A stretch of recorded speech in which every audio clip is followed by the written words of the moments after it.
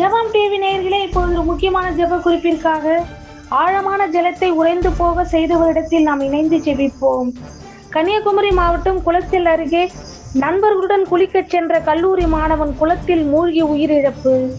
சங்கீதம் 50:15 படி, ஆபத்து காலத்தில் என்னை நோக்கி கூப்பிடு, நான் உன்னை விடுவிப்பேன், நீ என்னை மகிமைப்படுத்துவாய் என்ற வார்த்தையின்படி இனி ஆபத்து நேரத்தில் தேவனை நோக்கி பார்த்து ஜீவனை பாதுகாத்துக் கொள்ளவும், தடைகளை மீறி ஆறுகளிலும் ஏரிகளிலும் குளிக்காமல் ஆபத்துகளை உணர்ந்து தங்களை பாதுகாத்துக் கொள்ளவும், நீரில் மூழ்கி உயிரிழந்த குடும்பம் சமாதானம் அடையவும் நாம் பாரத்தோடு ஜெபிப்போம்.